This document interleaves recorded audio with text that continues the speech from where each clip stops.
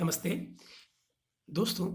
पिछले 2 दिन से पाकिस्तान में कुछ अजीब सी हवाएं चल रही हैं। ऐसी हवाएं जो शायद पहले कभी ना देखी गई, ना इनके बारे में सुना गया। पाकिस्तान का एक चैनल है, शायद सबसे बड़ा चैनल जियो के बाद, या मैं नहीं जानता कि पैसे के आधार पर आप इसको कैसे अलग करेंगे, लेकिन 2 बड़े चैनलों में से एक जियो और ARY। मैं ARY चैनल की बात कर रहा हूँ। इस चैनल पर अचानक पिछले 2 दिन से एक मुहिम उठ खड़ी हुई है पाकिस्तान के आर्मी चीफ जनरल बाजवा के खिलाफ। और जनरल बाजवा ने अभी तक इसके अगेंस्ट कुछ नहीं कहा है, कोई रिएक्शन DGISPR से नहीं आया है। 2 बड़ी घटनाएं हुई हैं। एक उनके एंकर हैं अरशद शरीफ, जिन्होंने एक प्रोग्राम किया जिसका नाम था वो कौन था। वो कौन था, इस प्रोग्राम में वो रिपीट करते हैं बार बार, भाई प्रधानमंत्री इमरान खान थे। तो ये आदेश किसने दिया? प्रधानमंत्री इमरान खान थे तो ये हो रहा था, इसका आदेश किसने दिया? ये उनके प्रोग्राम का एक जो पैटर्न था जिस पर उन्होंने बनाया, कार्यक्रम का नाम दिया वो कौन था। अब इससे आगे देखें, एक और एंकर हैं इनके, चौधरी हुसैन। मैं एक सेकंड का नाम बताता हूँ। इनका पूरा नाम था जी चौधरी गुलाम हुसैन। चौधरी गुलाम हुसैन बुजुर्ग एंकर हैं, जनरली आर्मी लाइन टो करते हैं। पिछले सालों में, जितने सालों में मैंने इनको देखा है, हमेशा आर्मी की लाइन टो की है इन्होंने, कभी एंटी एस्टेब्लिशमेंट कुछ नहीं बोला। लेकिन पहली बार गुलाम हुसैन साहब ने एक बेहद संगीन आरोप लगाया है परसों अपने टीवी प्रोग्राम में। 2 दिन पहले उन्होंने कहा कि साहब, जब CPEC शुरू हुआ तो जो पहली किस्त आई पाकिस्तान में चीन से पैसे की, वो थी $19 बिलियन की। $19 बिलियन में से चौधरी चौधरी हुसैन का कहना है कि $9 बिलियन नवाज शरीफ और उनका परिवार ले उड़ा। उनका यह कहना है कि ये बात चौधरी हुसैन को डायरेक्टली जनरल बाजवा ने बताई है। इस बात में कितनी सच्चाई है ये आर्मी जाने, आर्मी के चीफ जाने। अभी तक उनकी तरफ से औपचारिक रूप से ऑफिशियली कोई डिनायल नहीं आया है इस बात का। खैर, तो इन जनाब ने ये कहा कि भाई, मुझे खुद बाजवा साहब ने कहा है कि शरीफ फैमिली जो है वो $9 बिलियन उसमें से खा गई, वो ले गए। और उन्होंने ये भी कहा कि इसकी कंप्लेंट जो है वो खुद चाइना वालों ने जनरल बाजवा से की। ये भी बाजवा साहब की स्टेटमेंट है उनके मुताबिक कि बाजवा साहब ने उनको बताया कि चीनियों ने उनसे आकर कंप्लेंट की कि हमारे इतने पैसे जो है वो शरीफ फैमिली खा गई।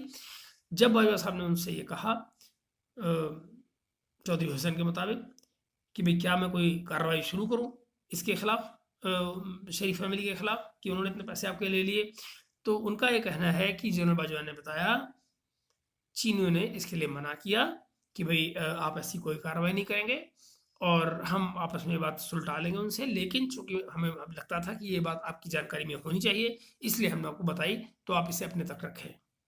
और ये तमाम वाकया चौधरी हुसैन को नरेट किया किसने? जनरल बाजवा ने, इन्हीं के मुताबिक, चौधरी साहब के मुताबिक, जो उन्होंने टेलीविजन पे बात कही। अब जरा आप सोचें, एक आर्मी चीफ जो है अपने ही प्रधानमंत्री के खिलाफ अगर आरोप लगा रहा है तो इसके क्या माने लिए जाएं। दूसरी तरफ पिछले इतने सालों में इस तरह के किसी आरोप को ना किसी चाइना के अधिकारी ने कहा, ना कभी आर्मी की तरफ से बात कही गई, ना इसके कोई सबूत दिए गए, ना कोई केस किया गया, ना कुछ। इवन जो पनामा का केस चलाया गया नवाज शरीफ के खिलाफ, वहां भी उनको उस केस की वजह से नहीं निकाला गया। न जाने कहां से एक वो अकामा का केस लेकर आ गए और उसमें उसको निकाला, जिसका कभी उनको मुकदमा ही नहीं चला। उसका कोई मुकदमा कभी चला ही नहीं, लेकिन उनको सजा उसी पे होगी।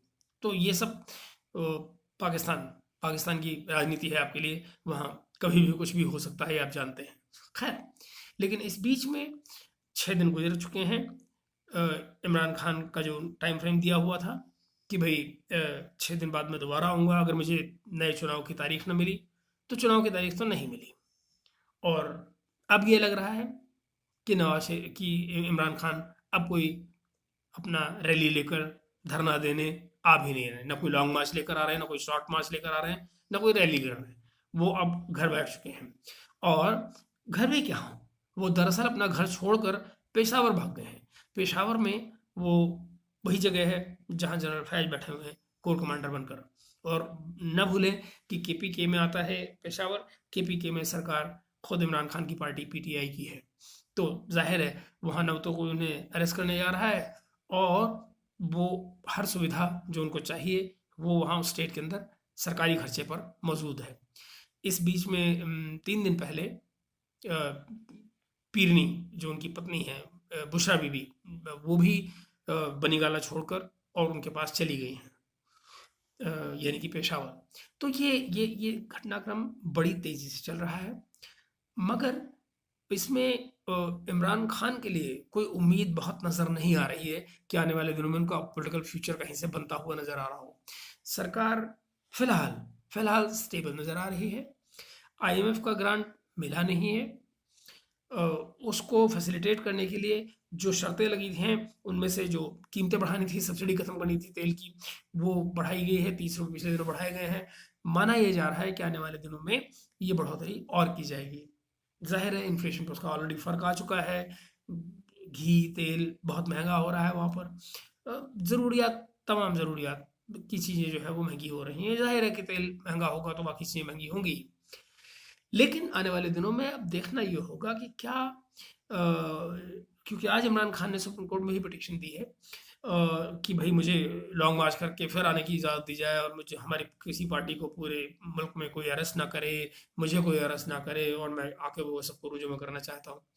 अपेरेंटली रजिस्ट्रार ने उनको ये कहकर एप्लीकेशन रिजेक्ट कर दी है कि आपको इस सब की इजाज़त पिछली बार की एप्लीकेशन में दी जा चुकी है, तो आप ये नई एप्लीकेशन किस लिए। देखना है कि अभी इस पर अंतिम रूप फैसला इमरान खान की तरफ से भी क्या किया जाता है और क्या क्या सामने आता है कोर्ट की तरफ से। लेकिन ये बात तय है कि कोर्ट इमरान खान को लेकर कुछ सॉफ्ट लुक जरूर लिए हुए, एक नरमी का रवैया उनका इमरान खान की तरफ जरूर है। इसके बावजूद कि उन्होंने कोर्ट के ऑर्डर का पिछली बार वायलेशन किया है अपने लॉन्ग मार्च के दौरान, उनके लोगों ने आकर इस्लामाबाद में जो मेन रेड जो उनका जोन है, जो सदन को जाने वाला, संसद की तरफ जाने वाला जो रास्ता है, वहाँ पर लगे पाम के पेड़ों को, जिंदा पाम के पेड़ों को, ग्रीन पाम के पेड़ों को आग लगाई गई, आगजनी की बातें हुई। इस समय जो इंटीरियर मिनिस्टर हैं वहाँ पाकिस्तान के, राणा सनाउल्लाह, उन्होंने भी ये कहा है कि उनके पास इसके सबूत हैं कि दरअसल वो लोग पहले से बेसिकली वो गूंस थे, आर्सनिस्ट थे, जो पहले से लाकर वहाँ बिठा दिए गए थे, और जैसे ही उन्हें इशारा किया गया तो उन्होंने वहाँ पर आगजनी शुरू कर दी इस्लामाबाद की उन सड़कों पर, और जिसकी वजह से तमाशा हुआ। ऐसे लोग बहुत नहीं थे संख्या में, कुछ हज़ार थे, मगर 10,000 से ज़्यादा नहीं थे। तो ये आप मान सकते हैं कि ये संख्या काफ़ी कम थी, जिसका मतलब ये भी है कि उनको जो मिलने वाली सपोर्ट थी वो बहुत थोड़ी थी। इमरान खान को इस लॉन्ग मार्च के लिए कोई बहुत लंबी चौड़ी सपोर्ट, कम से कम पंजाब से उनको कोई बहुत सपोर्ट नहीं मिला। जो लोग थे वो ऐसे लोग थे जो लाए गए थे केपीके से, जहाँ उनकी अपनी सरकार है। तो न तो चुनाव कुछ बहुत जल्दी होता नज़र आ रहा है, और नई सरकार अभी फिलहाल जाती नज़र आ रही है। लेकिन मैं एक पहले व्लॉग इस बारे में कर चुका हूँ कि तेल और बिजली की जो दिक्कत है वो पाकिस्तान में इस समय बहुत सर उठा चुकी है। यहाँ तक कि जो फॉरेन बैंक्स हैं उन्होंने इनके ऑयल इंपोर्ट की जो एलसीज हैं उनको खोलने से इस वक्त इनकार कर रखा है। कम से कम पिछले 3 दिन से तो ये खबर पाकिस्तान के अखबारों में आ चुकी है। हम लोग ये खबर, मैं इस प्लेटफॉर्म पर आपको ये खबर लगभग हफ्ते पहले दे चुका हूँ।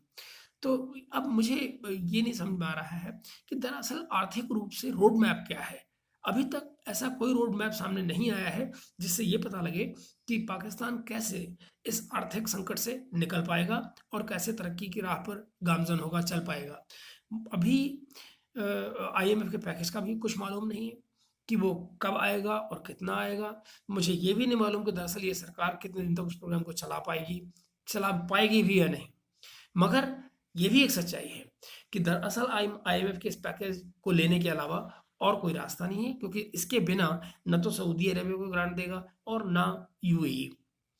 तो किसी भी तरह की दूसरी जगहों से ग्रांट लेने के लिए ये ज़रूरी है कि आपके ऊपर आईएमएफ का ठप्पा लगा हुआ हो।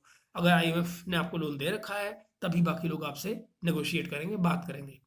तो आने वाले दिनों में दोस्तों देखना ये होगा कि इस आर्थिक संकट से पाकिस्तान कैसे निकल पाएगा।